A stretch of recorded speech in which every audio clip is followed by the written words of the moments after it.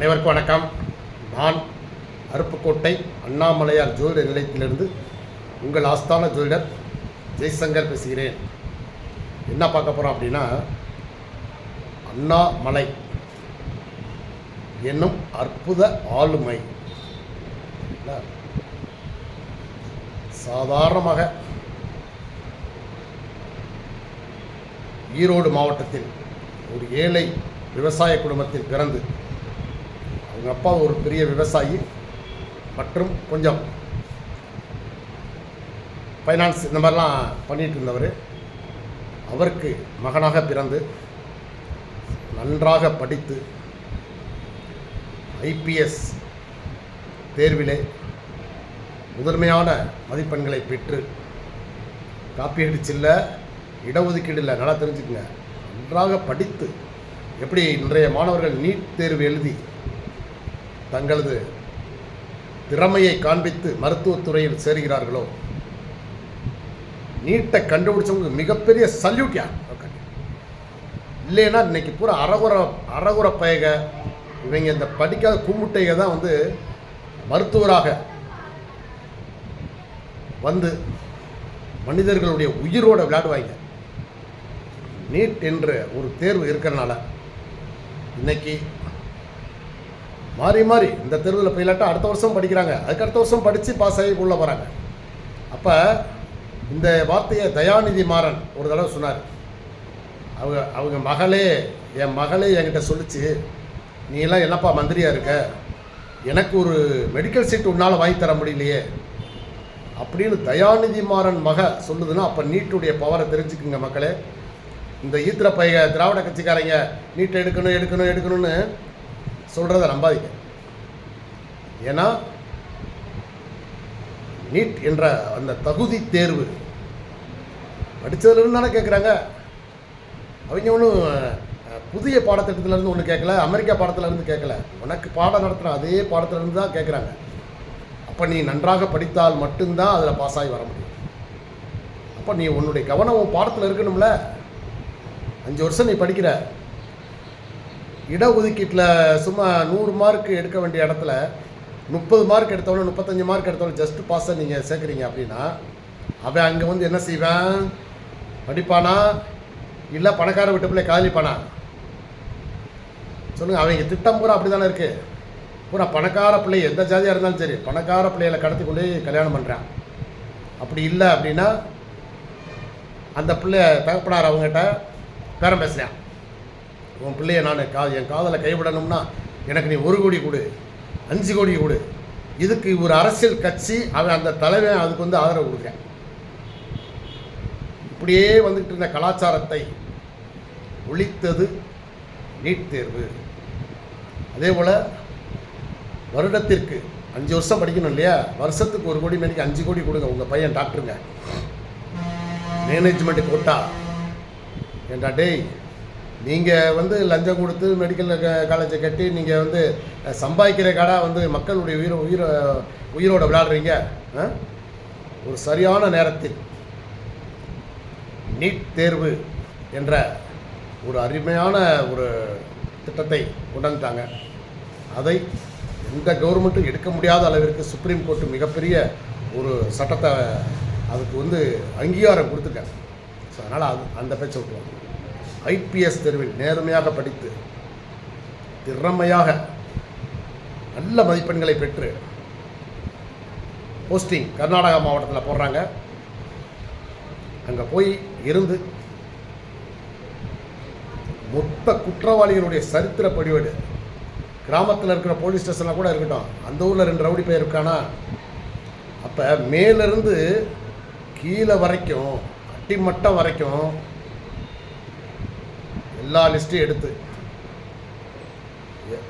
அவருக்கு கீழே உயர் அதிகாரி இல்லையா, அவருக்கு கீழே பணியாற்றக்கூடிய அனைத்து போலீஸ் கீழே உள்ள பதவியில் இருப்பாங்க இல்லையா, அவங்க அனைவரையும் ஒருங்கிணைத்து கர்நாடகாவில் ரவுடிசத்தை ஒழித்தவர் அண்ணாமலை. கர்நாடக சிங்கம் என்று பெயர் எடுத்தவர். அப்போது இவர் தான் இருக்கார், சித்தராமையா தான் இருக்கார், முதல்வராக இருக்கிறார் எடியூரப்பாவுக்கு முன்னாடி. அவர் இவரை ரொம்ப பாராட்டுறார். என்னென்னா, ஏன்னா அரசுக்கு தொல்லை, இந்த ரவுடி பயிலால் அரசுக்கு தொல்லை. கலாச்சாரம் எங்காச்சுவான், பெண்களுக்கு பாதுகாப்புக்கு அச்சுறுத்துவாங்க, தாலி அறுத்துட்டு ஓடுவாங்க, நகையை அறுத்துட்டு ஓடுவாங்க, கற்பழிப்பாங்க, சுட்டு தள்ளுறான்ட்டார். அவர் இவருக்கு முழு அதிகாரம். அப்போ இவர் ஆக்ஷன் எடுக்கிறார். மக்கள் மத்தியில் மிக பிரபலம். நடு ரோட்டில் ரவுடிகளை வெள்ளுன்னு வெளுக்கிறார். திரைப்படத்தில் கூட நீங்கள் இப்படி பார்க்க முடியாது. இவர் கதையை மையமாக வச்சு தான் சூர்யா பாருங்கள் 3 படம் நடிச்சிட்டான். சிங்கம் அப்படின்னு. இவர் கர்நாடக சிங்கம் பேர் எடுத்தவர், தமிழர். ஆனால் ஈரோடு மாவட்டத்தில் பிறந்த தமிழர் கர்நாடகாவில் போய் அழிச்சு ஒழிக்கிறார் ரவுடிகளை. அப்போ அதை வச்சு படம் எப்படி ஓடிச்சு சிங்கம். அந்த சிங்கத்தில் சூர்யா கேரக்டர் எப்படி ஒரு சுறுசுறுப்பு, வீரம், விவேகம் எல்லாம் இருக்கும். அதை விடவும் தாண்டி நிஜத்தில் சாதிக்கிறதா அவன் தான் உண்மையான ஹீரோ. அப்படி ஒரு பட்டம் வாங்கினார் அண்ணாமலை. அப்போ அந்த சமயத்தில் மோடி அவர்கள் புகழ் ஓங்குகிறது இந்தியா முழுசும். குஜராத் முதல்வர், குஜராத் மாடல் என்று. அப்போ வரக்கூடிய அடுத்து நாடாளுமன்ற எலெக்ஷன் வருகிறது. அதில் இவர் நேர்மையான அதிகாரிகள், நேர்மையாக உள்ள நடுநிலை மக்கள் அனைவருக்குமே மோடி அவர்களை பிடிக்கும், சந்தேகமே வேணாம். இந்த திராவிட கூச்சல், இந்த அண்ணா திராவிட முன்னேற்ற கழகம், இந்த நாதாரி பெயரில் நம்ம கணக்கில் எடுக்காதீங்க. ஆனால் நடுநிலைவாதிகள்னு இருக்காங்க, ஒரு பெரிய கூட்டமே இருக்குது. இப்போ 8 கோடி மக்கள் இந்தியாவில் நம்ம தமிழ்நாட்டில் இருக்காங்க அப்படின்னா அதில் 2 கோடி பேர் நடுநிலையாளர்கள் இருக்காங்க. வேற கட்சியில் உறுப்பினர்கள் அல்லாத. நாட்டில் எது நடந்தாலும் நல்லதை ஆதரிப்பாங்க, கெட்டது நடக்கும்போது மனம் கும்பிடுவாங்க. அப்படிப்பட்டவர்களுடைய ஆதரவு பெருகுகிறது. இந்தியா முழுசும் இப்படி இருக்கக்கூடிய நடுநிலைவாதிகள் ஒரு 140-130 கோடி இருக்கிற மக்களில் ஒரு 30-40 கோடி பேர் இருக்காங்க, எல்லா மாநிலத்திலையும் சேர்த்து. அவங்க மத்தியில் மோடி அவர்கள் புகழ் ஓங்குகிறது. அடுத்து மோடி தான் வரணும் அப்படின்னு அந்த 2014 எலெக்ஷனில் மோடிக்கு மிகப்பெரிய சப்போர்ட் இந்தியா முழுவதும். முதல் முறையாக பிஜேபி தனி மெஜாரிட்டியுடன். ஏன்னா வாஜ்பாய் அவர்கள் நல்ல மனிதர், ஆனால் அவர் கூட்டணி ஆட்சி கூட்டணி கட்சிகளுடைய தொந்தரவுகளுக்கு ஆளாகி மனசு ரொம்ப நொந்து போய் ஏண்டா பிரதமராக இருக்கோம் அப்படின்ற அளவில் அவங்கள கொண்டு விட்டுட்டாங்க அந்த கூட்டணி கட்சிகள். ஏன்னா ஊழல்வாதிகள், பூராமே ஊழல்னு மக்கள் படத்தை கொள்ளையடித்த குரூப்புக்கு தான் வேறு வழி இல்லாமல் அவங்கள கூட்டணி சேர்க்க வேண்டிய சூழ்நிலை. சரிங்களா? ஆனால் முதல் முறையாக பிஜேபி 303 தொகுதிகளை ஜெயித்தது. அதில் 280 தொகுதி தனிப்பட்ட 282 தொகுதி பிஜேபி மட்டும் தனி மெஜாரிட்டியில் ஜெயிச்சு வந்தது பிரதமர் மோடி அவர்கள். இப்போ இங்கே நம்ம தமிழ்நாட்டில் தேர்தல் நடந்தது. இதில் ஒரு சாதனை, அதே நேரத்தில் ஒரு வேதனையும் இருக்குது. சாதனை என்ன அப்படின்னா, அதில் 59 வருஷமாக இங்கேயே ஊழல்லையே திளைச்சி, ஊழல்லையே வளர்ந்து, எல்லாமே எங்கே எடுத்தாலும் ஊழல். அப்படி இருந்த 2 திராவிட கட்சிகளை, அதிமுக, திராவிட முன்னேற்ற கழகம் திமுக, 2 கட்சியை அடித்து நொறுக்கி முதல்வர் ஆனார் விஜய் அவர்கள், புரட்சி தளபதி விஜய். ஆனால் என்ன, தனி மெஜாரிட்டியில் வரல, அவ்வளோதான். ஒரு வேதனை. மெஜாரிட்டியில் வந்திருந்தாருன்னா இன்றைக்கி அத்தனை வேலையும் பிடிச்சி உள்ளே வச்சுருப்பார்.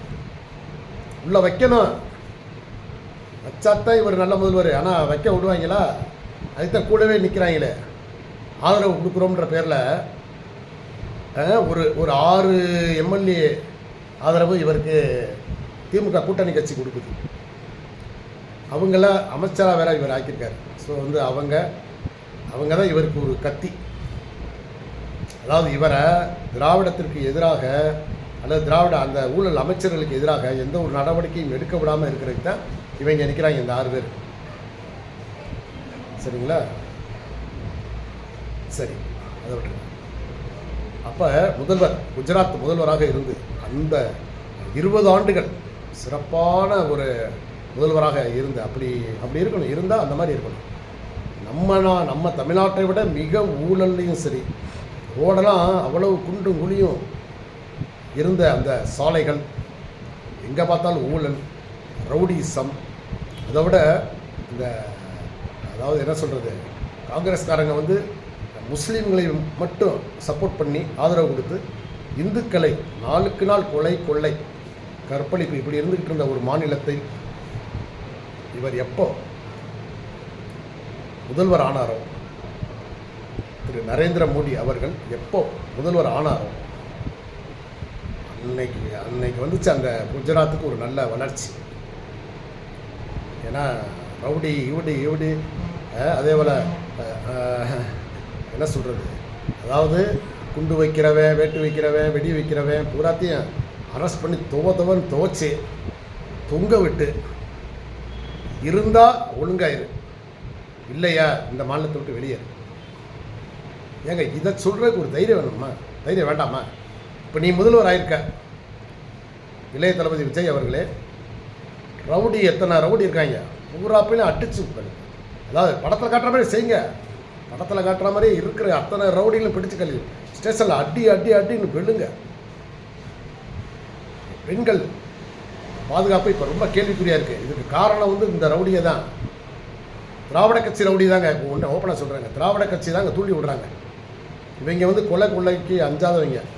உன் குடும்பத்தை நாங்கள் பார்த்துக்கிறோம்யா, நீ போய் அந்த பெண்ணை தூக்கி போய் கற்பழியா, அல்ல அந்த அவளுக்கு வீட்டில் ஆசிட்டை வீச்சு, இந்த அதை வீச்சு இதை வீசுன்னு இவங்க உங்களை வந்து நிம்மதியாக இருக்க விட மாட்டாங்க.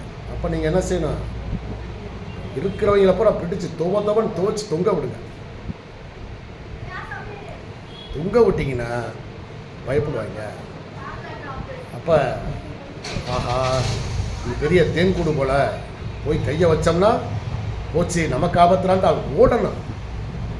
சரிங்களா? அது மாதிரி இருக்கணும். அப்போ மோடி அவர்கள் பிரதமராக வரார். இதை கர்நாடக சிங்கம் என்று பெயரெடுத்த நமது அண்ணாமலை அவர்கள் அவர் பால் ஈர்க்கிறார். என்னென்னா ஒரு நேர்மையான அரசியல்வாதியை நம்ம இது வரைக்கும் பார்க்கல. இந்தியாவில் 60 வருஷமாக ஆண்ட காங்கிரஸ் நேர்மையான ஆட்சி தரல. எங்கே பார்த்தாலும் ஊழல், கூட்டணி கட்சிகள் பயங்கர ஊழல். 1,76,000 கோடி அடித்தார் ராஜா திராவிட முன்னேற்ற கழக மத்திய அமைச்சர் ராஜா 1,76,000 கோடி அடித்தாருன்னு பப்ளிக்காக வருது பேப்பரில். உலக நாடுகளே அசந்து போகுது. எப்படிடா இவ்வளவு, நம்ம சாதாரண நாட்டில் இருக்கோம், நம்மளோட இவ்வளோ பெரிய கொள்ளையெல்லாம் அடிக்கிறாங்களே அப்படின்லாம் இந்தியாவுடைய பெருமை. அதாவது நான் சொல்கிறேன் பாருங்கள், இந்தியா வந்து பிஜேபி வர முன்னாடி எப்படி இருந்துச்சுன்னா 60 வருஷமாக இருந்திருக்கோம் இல்லையா. நான் வந்து காலேஜில் படிக்கிறப்ப அப்போ நரசிம்மராவ் பீரியட் அவர் தான் வர்றார். ராஜீவ்காந்தி அவர்கள் இறந்துறார் 91. அதுக்கடுத்த எலெக்ஷனில் நரசிம்மராவ் வர்றார். அதுக்கப்புறம் நரசிம்மராவ் இவர் எப்படிரா, ஏன்னா அவர் வந்து ராஜீவ்காந்தி குடும்பத்துக்கு விசுவாசமாக இல்லை. அவர் வந்து ஏன்னா அப்படி இருப்பார்னு நினச்சாங்க, ஆனால் அவர் இல்லை. ஆனால் அவர் சிறந்த அரசியல்வாதிங்க. அவர் வந்து யாரை எந்த பதவியில் வைக்கணுமோ அந்த பதவியில் கரெக்டாக வச்சார். மன்மோகன் சிங்கை நிதியமைச்சர் ஆக்குனது அவர் தான் முதல். சரிங்களா? அதே போல் ப. சிதம்பரம் அப்போ வந்து துணை நிதி அமைச்சர். வாஜ்பாய் அவர்கள் வேறு கட்சி, ஆனால் அவரை இவர் வெளியுறவுத்துறை அமைச்சர் ஆக்கினார். ஏன்னா வாஜ்பாய் அவர்களுக்கு இந்தியாவிலையும் நல்ல பேர் இருக்குது, வெளிநாடுகள்லேயும் நல்ல தலைவர்கள், வெளிநாட்டு தலைவர்கள் மத்தியில் அவருக்கு நல்ல பேர் இருக்குது. இப்போது சிறந்த பேச்சாளர், நாட்டுப்பற்று உடையவர். அதில் நல்லா அந்த பாயிண்டில் தான் நிற்பாங்க பிஜேபிக்காரங்க எல்லாருமே. நாட்டுப்பற்று, குடும்பப்பற்று மற்ற கட்சிக்காரங்க. இவங்க வந்து முதல்ல ஃபஸ்ட்டு இவங்களுக்கு தேவை நேஷன், நாடு தான் முக்கியம். அப்போ அவரை வாஜ்பாயை நியமிக்கிறார். மிகச்சிறந்த அயலுறவு கொள்கையை அவர் வகுக்கிறார். எல்லா நாடுகளோடையும் நட்புறவு கொண்டாடுறாரு வாஜ்பாய். ஸோ அந்த மாதிரி சமயத்திலேயே இவங்க வந்து அந்த அதுக்கு முன்னாடி இருந்த காங்கிரஸில் வந்து பார்த்திங்கன்னா எங்கே பார்த்தாலும் ஊழல்ங்க, கால்நடை தீவன ஊழல். அதே போல் இந்த இப்போ நாட்டை விட்டு ஓடி போனாங்க பாருங்க, நீரவ் மோடி, அந்த அந்த இவர் யார், கிங்ஃபிஷர் ஓனர் விஜய் மல்லையா, இவங்க எல்லாருமே காங்கிரஸ் பீரியடில் காங்கிரஸ் காலத்தில் லோனை வாங்கிக்கிட்டு கெட்டாமல் ஊரை விட்டு ஓடி போனவங்க. இவங்களே போய் விமான நிலையத்தில் வழி அனுப்பி வைப்பாங்க, நீ போயிட்டு வாயான்ட்டு. சரிங்களா? அப்படிப்பட்ட இவங்களே வந்து ஊழல் பண்ணுவாங்க, இவங்களே வந்து போலீஸ் அரெஸ்ட் பண்ணுவாங்க, அவங்களே தப்பிக்க விடுவாங்க. அப்படி கொண்டாண்டாங்க. அதே போல் கம்யூனிஸ்ட்டு காங்கிரஸ்ஸு, ஏன்னா காங்கிரஸ் வந்து எப்பயுமே ஒரு மெஜாரிட்டியில் ஜெயிக்கலைன்னு வச்சுக்கோங்களேன். கம்யூனிஸ்ட்டு, இந்த மற்ற கட்சிக்காரங்க, லாலு பிரசாத் யாதவ், உத்தரப்பிரதேச முதல்வர் அவர் முலாயம் சிங் யாதவ், இவங்களுடைய ஆதரவுகள்லாம் வாங்குறப்ப இவங்க நினச்சிவாங்கன்னா அவங்க சமுதாய ஆட்களை நீதித்துறையில் நுழைச்சி விட்ருவாங்க. ஏன்னா இவங்க எந்த கேஸில், ஏன்னா அவங்க பூராமே திருட்டு பைக. அப்போ ஏதாவது ஒரு கேஸில் நம்மளால மாட்டுவான். மாட்டினா போலீஸ் ஸ்டேஷனில் அடித்து துவச்சி எடுத்தாங்கன்னா பிரச்சனை இல்லை, கோர்ட்டுக்கு தானே போகும். அங்கே போனால் விசாரணைன்ற பேரில் சும்மா இழுத்து அடித்து விடுதலை பண்ணி விட்ருவாங்க. இந்தியாவில் எந்த ஒரு ஊழல்வாதியும் எந்த ஒரு குற்றவாளியும் மிக கடுமையான தண்டனை வாங்கினதா சரித்திரமே இல்லைங்க. இப்படியே தான் நம்ம இந்தியாவை பார்த்துட்டே இருக்கோம். இப்போது இன்னொன்று, இருக்கக்கூடிய வளங்களை பூரா அழிச்சிட்டாங்க. வெளிநாடுகளுக்கு கான்ட்ராக்ட் போட்டு அவங்கள வந்து இங்கே வந்து தொழில் பண்ண விடுறது வைக்கிறது. இன்னொன்று, இந்தியாவின் தங்கத்தை பூரா அடமானம் கொண்டே வச்சாங்க. கேவலம். இத்தனைக்கு நல்லா ஆட்சி செய்யக்கூடிய நரசிம்மராவுக்கு இல்லையா, நம்ம நாட்டு தங்கத்தை, ரிசர்வ் வங்கியில் இருந்த தங்கத்தை வச்சு அந்த கடன் வாங்கித்தான் வந்து ஆட்சி நடத்தக்கூடிய நிலைமை. இன்றைய பாகிஸ்தான் எப்படி இருக்கோ அதே போல தான் வந்து நமது இந்தியா இருந்தது. நம்ம பிரதமர் ஏதாவது ஒரு நாட்டுக்கு போகிறாருன்னா, இப்போ போகிறாருன்னா அப்படி கௌரவமாக அவங்களுக்கு இவர் உதவி செய்கிறார். இப்போ அந்த நாட்டு தலைவர்கள் இவரை வாங்க வாங்க வாங்கன்னு விமான நிலையத்தில் வந்து குடும்பத்தோடு வந்து வரவேற்பு பண்ணி இப்போ கூப்பிட்டு போகிறாங்க. ஆனால் அப்போ வந்து நம்ம பிரதமர் ஒருத்தர் போகிறாருன்னு வைங்களேன், ஜனாதிபதியோ பிரதமரோ வெளிநாட்டுக்கு போவாங்க. போனால் அங்கே உள்ள கடைசியில் இருப்பான் பாருங்க, ஒரு அந்த வெளியுறவுத்துறைனா அந்த அந்த கடைசி அந்த பெரிய அதிகாரி கூட இல்லை, சாதாரண அதிகாரி வந்து பூங்கொத்து கொடுத்து வரவேற்பார். இதுவரைக்கும் எந்த பிரதமரும், நம்ம இந்திய பிரதமரை தான் சொல்கிறேன், வெளிநாடுகளுக்கு போனாங்கன்னா அங்கே உள்ள சாதாரண வெளியுறவுத்துறை அதிகாரி தான் வந்து வரவேற்பாருங்க.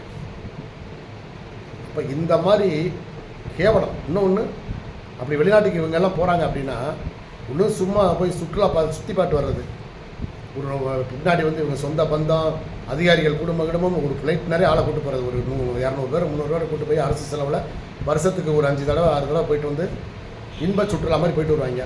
அப்படி இல்லைன்னா போய் கடன் வாங்கத்தான் போவாங்க. இதுதான் நம்ம இது வரைக்கும் பார்த்துருக்கோம். 2010 அந்த 14க்கு முன்னாடி வரைக்கும் பாருங்கள், நிறைய வந்து வெளிநாடுகளுக்கு போனாங்கன்னா கடன் வாங்கத்தாங்க போவாங்க. நீ பழைய பேப்பர்லாம் எடுத்து பாருங்கள். பிரதமர் மன்மோகன் சிங் போனார், வெளிநாட்டில் போய் கடன் கேட்க போயிருக்காரு. அமெரிக்காவில் கடன், அங்கே கடன், இங்கே கடன். இன்னொன்று, இவங்க வந்து அரபு கண்ட்ரிஸ் இருக்குங்க இல்லையா, கத்தார், துபாய், இந்த இவங்கெல்லாம், சவுதி அரேபியா, இவங்கெல்லாம் இவங்க செஞ்ச பாருங்கள் ஊழல். இங்கே நிறைய ஊழல் பண்ணுறாங்க, காசு அடிக்கிறாங்க. ஆனால் அந்த காங்கிரஸ் அரசாங்கம் கண்டுக்கிறது இல்லை. ஏன்னா அவங்களும் பெரிய ஊழல் பற்றி தானே, அவங்களும் லட்சக்கணக்கில் கோடிக்கணக்கில் மக்கள் படம் தானேன்ற மாதிரி ஒரு இவங்களுக்கு அசால்ட் ஆகிடுச்சு. இந்தியாவின் தங்கத்தை வெளிநாடுகளில் வைத்து அந்த ரூபாயை வச்சு இவங்க வந்து ஒரு தடவை வந்து இவங்க பட்ஜெட் போட்டாங்க, இந்தியா பட்ஜெட். அதே போல் வெளிநாடுகளில் வாங்கின எண்ணெய்க்கு இவங்க பணம் கட்டாமல் கடன்லையே வாங்கி, கிட்டத்தட்ட அந்த காலத்தில் நான் சொல்கிறது அந்த 96, 97, 98 அந்த மாதிரி சமயத்தில் அது வரைக்கும் ஒரு 3 லட்சம் கோடி கடன். அப்பயே எதுக்கு? இந்த எண்ணெய்க்கு. இவங்க காசு கொடுக்காம, இவங்ககிட்ட காசு இல்லைல்ல, ஆனால் கப்பலாக அவங்ககிட்ட கடன் வாங்குறது, வட்டியை கட்டுறது, இப்படியே கொண்டாந்து இந்தியர்களை கேவலப்படுத்தி ஏழை நாடு. வெளிநாட்டுக்கு இங்கேருந்து வேலைக்கு போனாங்கன்னா அவங்கள இந்தியாக்காரனா மதிக்க மாட்டாங்க. இப்படியெல்லாம் ஒரு சூழ்நிலை இருந்தது.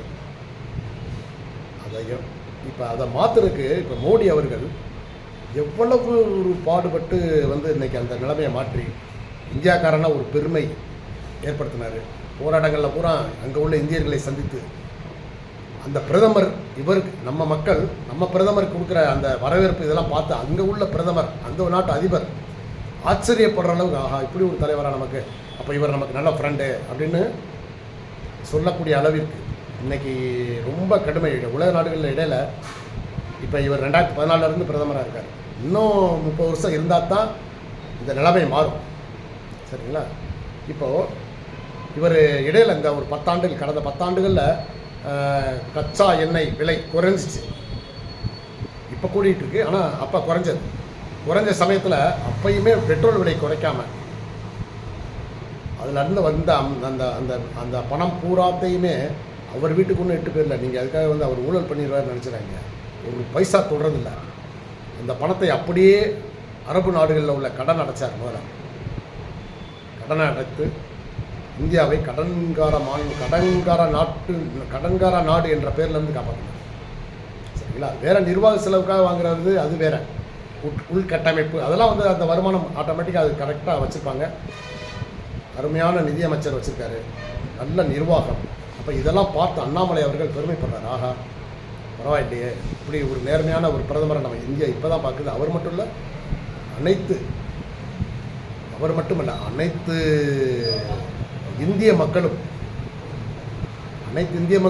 இவருடைய நடவடிக்கையை பார்த்து ஆச்சரியப்பட்டாங்க. அடுத்த தடவை பிரதமராக்குனாங்க. இப்போ 3வது தடவையும் பிரதமர் ஆகிட்டார்.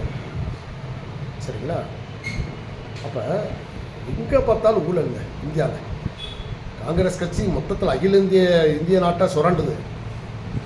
அதோடைய கூட்டணி கட்சிகள், மாநில கட்சிகள், அவங்க என்னடனா முடிஞ்ச வரைக்கும் மாநிலத்திலையும் அடிக்கிறாங்க. மத்திய மந்திரி ஆகிட்டானா மத்தியிலையும் ஒளி அடிக்கிறாங்க. இதையே பார்த்து பார்த்து பழகிய மக்களுக்கு ஒரு நேர்மையான பிரதமர் கிடைக்கவும் ரொம்ப சந்தோஷம். 2வது தடவை 303 தொகுதியில் ஜெயிக்கிறாங்க. 3வது தடவை காங்கிரஸுடைய ஆட்டம் கொஞ்சம் வலுவாகுது. அப்போ கொஞ்சம் குறை 253 தொகுதி தான் ஜெயிக்கிறாங்க. ஆனால் கூட்டணி வலுவாக இருக்குது. தனிச்சு ஆட்சி அமைச்சிருக்காங்க. இருந்தாலும் இந்த தடவை கொஞ்சம் எம்பிக்களுடைய எண்ணிக்கை குறைஞ்சிச்சு. அப்போ ஊழல்வாதிகள் எல்லாம் ஒன்று சேர்றாங்க. 26 கட்சி கூட்டணி சேர்ந்து தேர்தலில் செஞ்சாங்க. பிஜேபிக்கு வெறும் 6 அல்லது 7 இவ்வளோதான் கூட்டணி. வலுவாக ஜெயிச்சு உட்காந்துட்டாங்க. ஆனால் அந்த கூட்டணி கட்சிகள் எதுவுமே வந்து எல்லாம் இப்போ கொஞ்சம் கொஞ்சம் காணா போயிடுச்சு. இப்போ புதுசாக ஒன்று ஆரம்பிச்சிருக்காம பாருங்க, காக்ரோச் கரப்பாம்பூச்சி ஜனதா பார்ட்டின்னு. இதுக்கு பின்னணி அமெரிக்காக்காரன் ராகுல் காந்தியை தூண்டிவிட்டு காங்கிரஸுடைய அந்த ஒரு கிளை மாதிரி தான் இப்போ அந்த இதை கொண்டாடுறாங்க.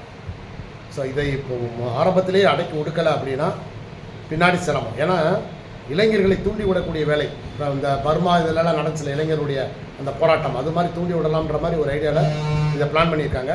ஸோ இதை பார்த்து கொண்டிருக்கக்கூடிய புலனாய்வுத்துறை அதிகாரிகளாக இருந்தால் மேலே ரிப்போர்ட் கொடுத்து முதல்ல வந்து அந்த காக்ரோச் பார்ட்டி, அந்த ஜனதா பார்ட்டி முதல்ல அள்ளி சொல்லிங்க, எல்லாம் முடக்கி விட்டுருங்க அந்த அந்த இயக்கத்தை பூரா. ஏன்னா அது வந்து முழுக்க காங்கிரஸுடைய ஒரு டிபார்ட்மெண்ட்.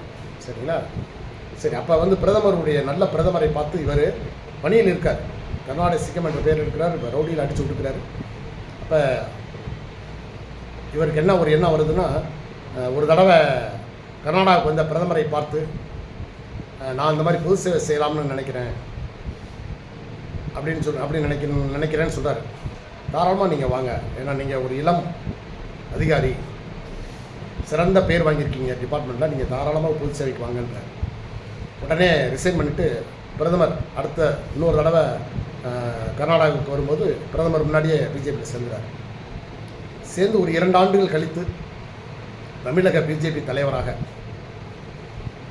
பொறுப்பேற்கிறார். சரி, அது வரைக்கும் பிஜேபியில் இருந்த வரலாறு என்ன அப்படின்னா, 82லேருந்தே இருக்குது பிஜேபி தமிழ்நாட்டில். ஆனால் ஒரு சிறந்த வளர்ச்சி இல்லை. பூராமே இங்கே திராவிட கட்சிகள் தான் இங்கே மெயினாக இருக்காங்களா. இந்த பிஜேபியுடைய தலைவரால் வரக்கூடியவங்க இந்த திராவிட கட்சிகளுக்கு எடுபடி மாதிரி வேலை வைப்பாங்க. ஏன்னா அவங்க வந்து இங்கே ஆட்சி அமைக்கணுன்ற இப்போ உடனே அவசரப்படலை. அவங்களுக்கு மெயினாக வந்து டெல்லியிலேருந்து அப்படியே வர ஒரு 15 மாநிலங்கள் இருந்தாலே அவங்களுக்கு மிகப்பெரிய மெஜாரிட்டி வந்துடும்ன்றதுனால இதை அவங்க பெருசாக நினைக்கல. ஆனால் அவங்க வலுவாக இருக்க இவங்க என்ன செய்கிறது, இந்த திராவிட கட்சிகள் வந்து இவங்களுக்கு எலும்பு துண்டை போடுறது. எவன் கட்சி தலைவராக வந்தாலும் சரி, இங்கே பிஜேபி வளர விடாமல் பார்த்துக்கிட்டாங்க. ஏன்னா அவங்க பூராமே ஹிந்தி பேசுகிறவங்க அப்படின்ற மாதிரி ஒன்று கொண்டு வந்து இங்கே மொழி பிரச்சனை ஒன்று இருக்குல்ல. இங்கே ஊழல் எவ்வளோ பண்ணாலும் சரி உடனே தமிழுக்குன்னு ஒரு இதை பண்ணுவாங்க. தமிழ் வாழ்க, இந்தி ஒழிக அப்படின்னு சொன்னால் போதும், உடனே தமிழர்கள் ஆன்னு பாவம் இங்கே பூரா குடியார பயிலாக்கி விட்டாங்கல்ல, குடிச்சு மல்லாந்து கிடப்பேன் தமிழன் பூரா. இதை மாற்றணும். அப்போ அண்ணாமலை அவர்கள் 2021 தலைவராக வர்றாங்க. அப்போ அதுக்கு முன்னாடி ஒரு அருமையான வாய்ப்பை நழுவ விட்ட, அதாவது எனக்கு நல்ல கெட்ட வார்த்தை வருது சொல்லக்கூடாதுங்கிறதுனால, தமிழிசை சவுந்தரராஜன் வந்து பிரதமர் மோடிக்கு அவ்வளவு ஒரு செல்வாக்கு, எவ்வளவு மக்கள் அவரை பார்க்குறதுக்கு தமிழ்நாட்டுக்கு வந்தாங்க. ஏன் அதை பூரா ஒரு ஓட்டாகவோ இல்லாட்டா அந்த அப்படியே அவங்கள பூரா உறுப்பினர்கள் ஆக்கிறதுக்கு உனக்கு வக்கு இல்லையா? ஏமா நீ வந்து இன்னைக்கு அண்ணாமலைக்கு வந்து நீ தான் வந்து பெரிய வில்லியாக இருக்க. அண்ணாமலையுடைய முன்னேற்றத்துக்கு தடையே நீதாம்மா. போய் அமித்ஷா காலை கழுவி குடிச்சிட்டு நீ வந்து அவரை இங்கே மாற்றுங்கன்னு போட்டு நீ பொன் ராதாகிருஷ்ணன், எல் முருகன், அவன்லாம் ஒரு ஆள். எல் முருகன் அதில் அவன் வந்து பார்த்தீங்கன்னா வேலை தூக்கிட்டு வரேன்னு சும்மா கொண்டு வந்து இது பண்ணிவிட்டு அவன் வந்து அமைச்சர் பதவி வாங்கிட்டு போயிட்டான்.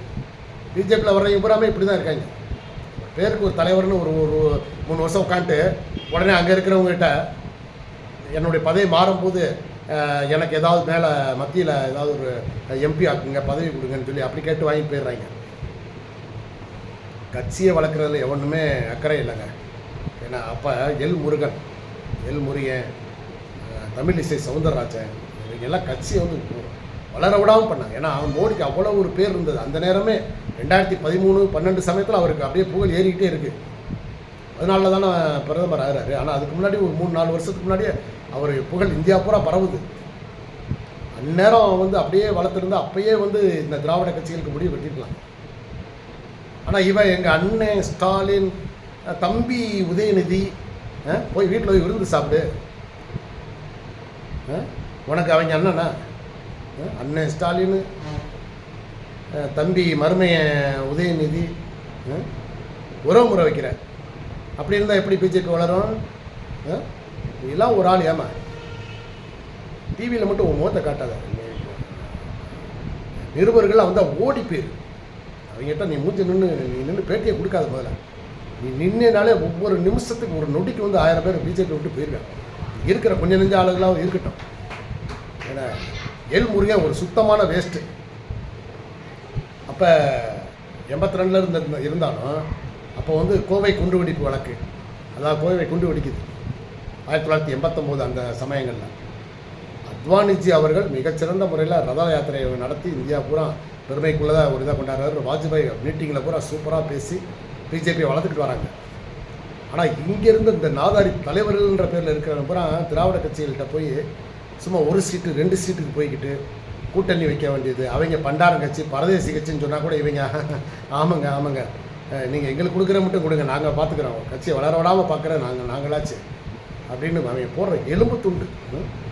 அதுக்கு திமிட்டு வந்து விசுவாசமாக அவங்களுக்கு திராவிட கட்சிகளுக்கு வாலாட்டிகிட்டு இருந்த நாய்க இன்றைக்கி இதுகெல்லாம் அண்ணாமலைக்கு ஒரு நாங்கள்லாம் பெரிய அப்படியே இப்போ முன்னாடி தலைவர்கள் நாங்கள் சிறப்பாக பணி செய்வோம்ன்ற மாதிரி அங்கே உள்ள அமித்ஷா அவங்களுக்கு என்ன தெரியுமா வந்தாலுக்கு அவங்களுக்கு அறிவே இல்லாத ஆளுங்க. அவங்க மேலும் மிகப்பெரிய எதிரிகளோடலாம் மோதி ஜெயிச்சிடுறாங்க. ஆனால் இங்கே சாதாரண எல்லா பள்ளியும் பிடிச்சி உள்ளே வச்சு தொவன்னு துவைக்க வேண்டிய ஆளுங்க பூரா வெளியே சுற்றிக்கிட்டு இருக்கேன். கௌரவமாக பெரிய மகாராஜா மாதிரி சுற்றிக்கிட்டு இருக்கேன். இந்த ஊழல்வாதிகள்லாம் பிடிச்சி போட்டால் மக்கள் மத்தியில் இன்றைக்கி தமிழக மக்கள் மத்தியில் ஒரு பேர் கிடைக்கும். அப்போ இந்த கோஷ்டிகள், இந்த எடுபடி கோஷ்டிகள், எச்சக்கலை கோஷ்டிகள் தலைவராக இருந்து தமிழ்நாட்டில் பிஜேபியை வளர விடாமல் பார்த்துக்கிட்டாங்க. ஏன்னா இவங்க வந்து அந்த தேர்தலில் ஒரு தேர்தல் வருது அப்படின்னா இவங்களுக்கு ஒரு அமௌண்ட் வந்துடும். யார்? பிஜேபி தலைவராக இருக்கிறவங்களுக்கு. ஏன்னா அவங்க தகுதி இல்லாத ஆளுங்களை, இப்போ திமுக அண்ணா திராவிட முன்னேற்ற கழகம் இருக்குன்னா எந்த கட்சி அந்நேரம் ஆட்சியில் இருக்கோ அவங்களுக்கு எதிராக வலுவாக ஒரு தகுதி இல்லாத ஆட்களை வேட்பாளரை நிப்பாட்டுறது. அப்போ தோற்று போவான்ல. அப்போ இதையே பிளான் பண்ணி இப்படியே பண்ணிகிட்டே வந்தாங்க. இதுக்கெல்லாம் ஒரு மாற்று வந்தது, ஒரு மாபெரும் சக்தியாக. இன்றைக்கி எப்படி விஜய் வந்து ஒரு திடீர்னு வந்து முளைச்சி வந்தாரோ அதே மாதிரி அண்ணாமலை வந்தார். அவர் வந்து முதல்ல வந்து ஃபஸ்ட்டு சர்வே, ஏன்னா வந்து 2 வருஷம் வச்சா தலைவரானார். ஸோ வந்து இங்கே வந்ததுக்கப்புறம் கட்சியில் சேர்ந்ததுக்கப்புறம் கம்ப்ளீட்டாக ஒரு சர்வே எடுத்தார். அவர் கையில் நிறைய போலீஸ் டிபார்ட்மெண்ட் ஆட்கள் நிறைய இருக்காங்க. பூரா அனைத்து டிபார்ட்மெண்ட் இருக்காங்க. ஏன்னா மேலே வந்து சென்ட்ரல் கவர்மெண்ட் இருக்குல்ல, நமக்கு அது ஒரு பவர். அந்த பவரை நல்லா சரியாக பயன்படுத்தினார். எவன் மேலே என்ன கேஸ் இருக்குது எல்லாத்தையும் எடுத்தார். அமைச்சர்கள், திமுக அமைச்சர்கள், ஏடிஎம்கே அமைச்சர்கள் மேலே, முதல்வராக இருக்கக்கூடிய அவங்க பேர்லெல்லாம் என்னென்ன கேஸ் எல்லாம் எடுத்தார். தலைவராக ஆனதுக்கப்புறம் அன்னைக்கு டேட்லேருந்து பேட்டி டெய்லி வாயா நீ வான்னு பத்திரிக்கையாளர்களை அழைத்து பேட்டி கொடுத்துட்டே இருந்தார். இதில் இவங்க லேசாக திட்டம் போட்டாங்க. யார்? திராவிட கட்சிகள். ஆஹா சபாஸ், இவன் வந்து பேட்டி தானே ஆர்வமாக கொடுக்குறான், இவனை வந்து எப்படியாவது நம்ம செய்தியாளர்களை வச்சு கவுத்திடலாம், இவனை மடக்கிடலான்ட்டு செய்தியாளருக்கெலாம் அப்போ 200 300 கொடுத்துட்டு இருக்கிறப்பறம் 5000 10,000 எப்படி ஒரு பேட்டி நீ அண்ணாமலைக்கு எடுக்கிறியா, 100 பேர் உட்காடுறியா, 10 20 பேர் உட்காடுறியா, உனக்கு அன்னைக்கு 10,000 ரூபா. நீ வந்து ஆனால் அண்ணாமலை பதில் சொல்ல முடியாமல் கேட்கணும், அவன் வாய் அடைக்கணும், மாறி மாறி கேட்டு அவனை டென்ஷன் ஆக்கணும். எப்படி நம்ம விஜயகாந்தை பிளான் பண்ணி ஓச்சமோ, தமிழ்நாடு அரசுலேருந்து ஓச்சமோ அவனை பெரிய மென்டல் டார்ச்சர் பண்ணி அவனை குடியாரன் ஆக்கி விட்டோமோ, அது மாதிரி அண்ணாமலையை ஒரு வழி ஆக்கிடணுமையான்னு சொல்லி ஒரு பெரிய பிளான் போட்டு ஏடிஎம்கேயும் சரி டிஎம்கேயும் சரி பத்திரிக்கையாளர்கள், ஏன்னா அவன் சப்போர்ட்டில் உள்ள பத்திரிக்கையாளர் ஒரு 50 பேர் இருக்காங்கன்னா இவனுக்கு ஒரு 30 பேர் இருக்கான் திராவிட கட்சி கழகத்தில், திராவிட முன்னேற்ற கழகத்தில். ஏடிஎம்கேல ஒரு 10 20 நிருபர் அவங்களுக்கு சாதகமாக இருப்பாங்க இல்லையா. எல்லா பேருக்கும் ஆளுக்கு உனக்கு அண்ணாமலை பேட்டி எடுக்கிறா உனக்கு 10,000 20,000 போனஸ். நல்லா திறமையாக கேட்டு அவரால் பதில் சொல்ல முடியாமல் ஒரு கேள்வி கேட்டால் உனக்கு அன்னைக்கு 20,000 ரூபா போனஸ், பேசு கேளு அப்படின்ட்டு போட்டாங்க. ஆனால் அவங்க நினச்சி கூட பார்க்கல, ஆட்டின்னு எந்த கேள்வி எங்கிட்டிருந்து வந்தாலும் சுற்றி வந்தாலும் சரி அத்தனைக்கும் பதில் சொல்லி, ஏன்னா புள்ளி விவரங்கள் சொல்கிறதுல இவரை மாதிரி ஆள் இல்லை. ஸோ அப்போ இங்கே உள்ள நடுநிலையாளர்கள் மத்தியில் முதல்ல ஒரு பேர் வாங்கினார் அண்ணாமலை. ஆஹா சூப்பர், இப்படி தான் இருக்கணும். ஏன்னா இவங்க பண்ண ஊழல் அப்படி, திமுகவும் அண்ணா திமுகவும் பண்ண ஊழல் மிகப்பெரிய ஊழல். மக்கள் பூரா வெறுப்பில் தான் இருக்காங்க, வெறுத்து போய் தான் இருக்காங்க. ஆனால் அதுக்கு சரியான ஆள் அமையணும்ல. அப்போ வந்தார் அண்ணாமலை, சுயம்பாக வந்து நீ என்ன கேள்வினாலும் கேள்றான் இல்லையா. இவர் வந்து மேலெடுத்து கேட்க வேண்டிய அவசியமே இல்லை. ஆனால் இப்போ இருக்கிற நாய், இந்த நயினார் நாயந்திரன் நாய் அண்ணாமலை அவர்களை மாற்றணும்னு சொல்லி இன்னைக்கு எப்படி வளர்ந்துக்கிட்டு இருந்த ஒரு கட்சியை அப்போ இன்னைக்கு அழிச்சிட்டிங்களாடா பாவிகளா. அப்போ நீங்கள் அப்போ இவர் என்ன கேள்வி கேட்டாலும் சரி அடித்து நொறுக்கிறார் மக்கள் மத்தியில். ஆஹா இப்படி தான் பரவாயில்ல, பிஜேபிக்குன்னு ஒரு ஆள் வந்துருச்சுன்ட்டு. அப்போ பிஜேபி தான் வந்து திமுகவே அண்ணா திமுக எதிர்க்கிற கட்சி பிஜேபி அப்படின்ட்டு பிஜேபியை நோக்கி எல்லோரும் வர்றாங்க. நிறைய பேர் உறுப்பினர் ஆகுறாங்க. அண்ணாமலை செல்லும் இடமெல்லாம் கூட்டம். அந்த நேரம் அறிவிக்கிறார் என் மண் என் மக்கள்னு ஒரு திட்டம். இது எவனுமே இது வரைக்கும் எவன் நினச்சி கூட பார்க்கல. இந்த எச்சக்கலை நாயகன் தலைவராக இருந்துக்கிட்டு சும்மா பதவியில் உட்காந்துக்கிட்டு சுகங்களையும் இதுவும் ரூபாயும் பணத்தை மட்டும் வாங்கி அனுபவிச்சுக்கிட்டு இருந்தவங்க இதை எதிர்பார்க்கல. ஆஹா இவங்க அண்ணாமலை தலைமையில் பிஜேபி வளர்ந்துருமோ. இவ யார்? தமிழிசை சவுந்தரராஜன். அது பிஜேபி உயரில் மேலே இருக்கிறவங்களுக்கு அறிவுங்கிறது இல்லை. யாரை வளர்த்து விடணும், தகுதியற்ற நபர்களே தலைவராக்குறது, தகுதி இல்லாத ஒரு மனிதர்களே அவங்களுக்கு மேலே மேலே கட்சியில் பதவிகளை கொடுக்குறது. சரி அவள் தான் 2 தடவை பிஜேபி தலைவராக இருந்தாங்க, போமா வீட்டுக்கு போமான்னு சொல்லி பற்றி விடாமல் அவளுக்கு போய் ஆந்திர கவர்னராக கொடுத்தாங்க. சரிங்களா? அதே போல் இப்போ சொல்லக்கூடாது இருந்தாலும் இந்த சிபி ராதாகிருஷ்ணன் இருக்கார் பற்றியில் அந்த அளவு பெரிய வந்து அவர் ஒரு பச்சோந்தி. அவர் திமுகவில் வாங்கி குடித்தவர். ஏன்னா ஒரு கட்சி பிடிக்கல அப்படின்னா அந்த கட்சியோட எந்த ஒரு விசேஷம் போகக்கூடாது, வரக்கூடாது. இவங்க ஆகுனா ஒரு விசேஷம்னா அவங்கள திட்டு அவங்ககிட்டே போய் பத்திரிக்கை வைக்கிறது, அவங்க வீட்டு விசேஷத்துக்கு போகிறது, அதல்லது இவங்க வீட்டு விசேஷத்துக்கு வர்றது. இது என்ன இது தமிழ்நாட்டை பொறுத்தவரை அந்த மாதிரி இதெல்லாம் எடுக்காது. திரு அண்ணாமலை அவர்கள் எந்த ஒரு ஆப்போசிட் பார்ட்டி வீட்டுக்காக போய் எந்த ஒரு விசேஷத்துக்காக போயிருக்காரா? அப்போ அவர் தனித்து நின்னார். அப்போ தனித்துவம் அவர்கிட்ட வந்து ஒரு தலைமை பண்பு. அவர் தலைவராகவும் டீம் அமைக்கிறார். அப்படியே கிராமம் முதற்கொண்டு உண்மையிலே எனக்கு தெரிந்து 50 வருஷமாக நானும் பிஜேபி கட்சியை பார்த்துட்டு இருக்கேன். தமிழ்நாட்டில் நடக்க வளர்றதெல்லாம் நமக்கு தெரியும். ஆனால் தமிழ்நாட்டில் 50 வருஷமாக வளராமல் இருந்த ஒரு கட்சியை வெறும் நகரங்களில் மட்டும்தான் தெரியும் பிஜேபினா. கிராமங்கள் முதற்கொண்டு அண்ணாமலை என்ற பெயர் ஃபேமஸ் ஆச்சு. அவர் வாயிலிருந்து வர்ற வார்த்தை பூரா மோடிஜி, மோடி புகழ். மற்றும் மத்திய அரசின் திட்டங்கள். சரிங்களா? பிஜேபியை தவிர அவர் வார்த்தையில் வந்து வேறு எதுவுமே வராது. அப்படி ஒரு சிறந்த ஒரு தலைவராக வந்தார்.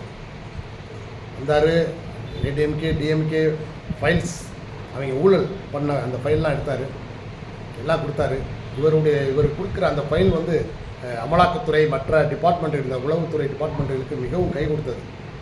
இப்போ இந்த மாதிரி வரும்போது தான் ஆஹா, அப்போ வந்து நம்ம எல்லாம் கூண்டோடு சிக்கிடுவோமோன்ட்டு ஏடிஎம்கேயும் டிஎம்கேயும் பிளான் பண்ணி இப்போ அண்ணாமலையை ஓச்சாத்தான், அரசியலேருந்து ஓச்சு கட்டினா தான் நம்மெல்லாம் பழைக்க முடியுமே. அங்கே சினிமாவில் வர்ற பிள்ளைங்க மாதிரி ஒன்று சேர்ந்து ஒரு இடத்துல கூடி பேசிக்கிட்டு, அப்போ இதுக்கு எவன் இதுக்கு வந்து நமக்கு சிக்குவான் அப்படின்னு பார்க்குறப்ப ஏடிஎம்கே கூட அப்பப்போ வந்து எலும்பு துண்டை வாங்கி சாப்பிட்டுட்டு வேலை பார்க்குறது பிஜேபி.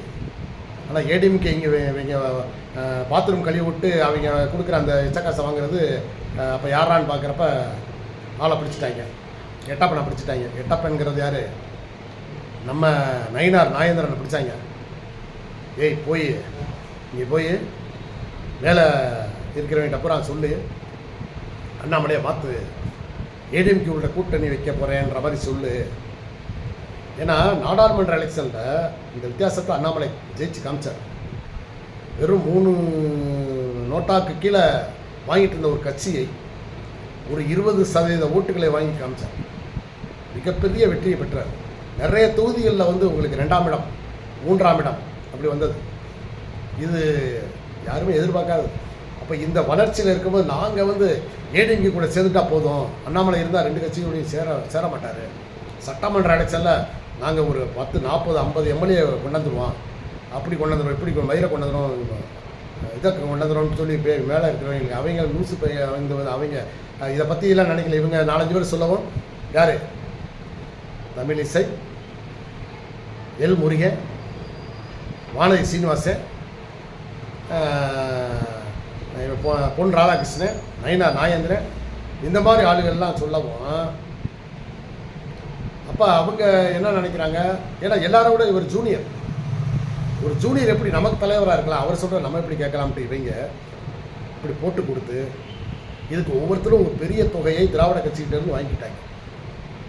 அவங்களுக்கு தேவை அவ்வளோதான், கட்சியை அழிக்கணும் அப்படிங்கிறது இவங்களுடைய நோக்கம். யார்? திராவிட முன்னேற்ற கழகம் அண்டு அண்ணா திராவிட முன்னேற்ற கழகத்துக்கு அவங்க கொடுத்த கான்செப்ட் வந்து பாஜகவை தமிழகத்திலேருந்து அழிக்கணும்.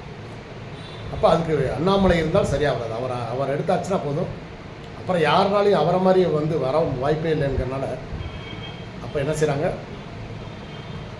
அண்ணாமலைக்கு அவர் இருந்த வரைக்கும் அவர் ஒரு பேட்டி கொடுத்தா போதும், அரண்டு கழிவாங்க அமைச்சர்கள் முதலமைச்சர் வரைக்கும். சரிங்களா? ஆனால் அவரை வந்து தூக்குறதுக்காக பிளான் பண்ணி சமயம் பார்த்து எப்படா அந்த 3 வருஷம் முடியும் அந்த நாள் வரைக்கும் கடைசி வரைக்கும் காத்திருந்து அன்றைக்கி 3ஆம் வருஷம் முடியும் போது அவர் கையில் நீங்கள் ரிசைன் பண்ணிடுங்கன்ட்டு தலைவர் பதவியிலேருந்து அவர் தூக்கிட்டாங்க. தூக்கி இந்த நாதாரி பயில போய் இந்த பயில கொண்டாந்து எட்டப்படம் கொண்டாந்து உட்கார வச்சுட்டாங்க நாயேந்திரனை. இவர் முதல்ல அண்ணாமலை அந்த வளர்த்து விட்ட கட்சி இல்லையா, மீட்டிங் மாநாடுன்னு போடும்போது கூட்டம் நிறைய சேருது.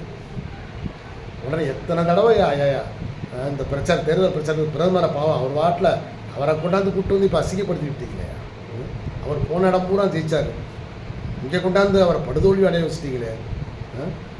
அதுக்கு அமித்ஷாவும் ஒரு காரணமாயிட்டாங்க. அவர் மேலே அந்த மதிப்பு மரியாதைலாம் போயிடுச்சு.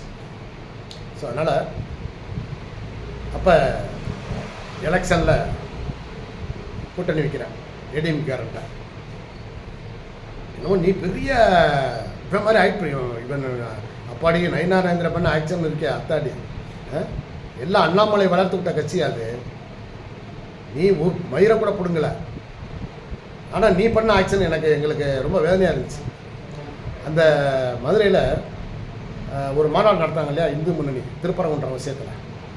அண்ணாமலை ஒரு பேட்டி கொடுக்கவும் போயிட்டாங்க பிஜேபி கட்சிக்காரங்க அவ்வளோ பேர். கந்த சஷ்டி கவசம் பாடுறதுக்கு எவ்வளோ பேர் வந்தாங்க. அண்ணாமலை பேர் சொல்லவும் அத்தனை பேர் எந்திரிச்சுன்னு கை தட்டினாங்கல்ல.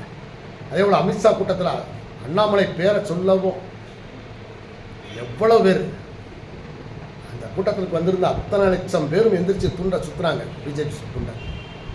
ஆனால் இப்போ நீ ஒரு மீட்டிங் போடுறா பார்ப்போம். இப்போ நீ போடணும். நல்ல தைரியசாலியாக இருந்தால் நீ பிஜேபி மாநாட போடணும்.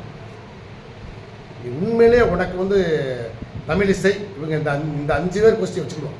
தமிழிசை, எல் முருகன், பொன் ராதாகிருஷ்ணன், வானதி சீனிவாசன், தமிழிசை இப்போ நைனா நாயந்திரன். இப்போ அந்த 5 பேருக்கு ஒரு அசைன்மெண்ட் அமித்ஷா கொடுக்கணும். நீ இப்போ கூட்டத்தை கூட்டு. இப்போ நீ அந்த அன்னைக்கு கூட்டின மாதிரி கூட்டத்தை கூட்டுறான்னு சொல்லி இப்போ நீ கூட்டுறா பார்ப்போம். உண்மையிலேயே ஒத்துக்கிறோம்டா. அண்ணாமலைக்காக வந்த கூட்டம் மாதிரி உனக்கு வருமா? இப்போ நீ கூட்டம் போட்டேன்னா 100 பேர் வருவானா உனக்கு? இப்போ ஒரு மாநாடு நடத்துவாங்க. தகுதியே இல்லாத வந்து நீ அதுக்கு எதுக்கு ஆசைப்படுறது? முதல்ல நீ ரிசைன் பண்ணிட்டு போயா. நீ மட்டும் இல்லை, என்னென்ன பதவியில் அந்த பழைய ஆளுகள் எல்லாம் 50 வருஷம் 30 வருஷமாக குப்பை கொட்டிகிட்டு இருக்கீங்க. அந்த இடத்த விட்டு நகலுங்க. முதல்ல திரும்பவும் அண்ணாமலை அவர்கள் வந்தால் தான் நல்லது. இப்போ அமித்ஷாஜி அவர்கள் இப்போ புரிஞ்சிருப்பார். இப்போ நல்லா புரிஞ்சிருப்பார். இப்போ இந்த கோஷ்டிகை டெல்லிக்கு போகிறதுக்கே போகாதுங்க. மைக்கை தூக்கிட்டு ஓடினா தமிழிசையெல்லாம் பிச்சுக்கிட்டு ஓடுவார். சரிங்களா? ஏன்னா கேள்வி பூரா அண்ணாமலை பற்றி வரும், தோல்வியை பற்றி வரும்ன்ட்டு நாய், எச்சக்கலை நாய்.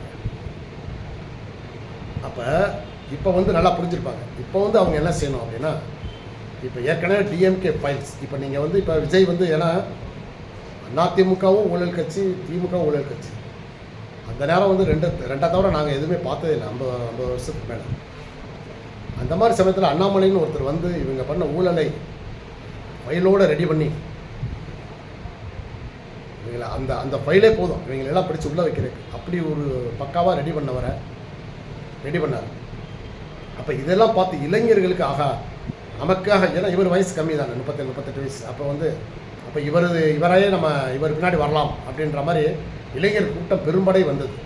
எண் மக்கள் கூட்டத்தில் பூராமே இவங்க இளைஞர்கள் படை நிறைய வந்துச்சு. சின்ன வாண்டுகள் முதற்கொண்டு எல்லாம் இருந்துச்சு.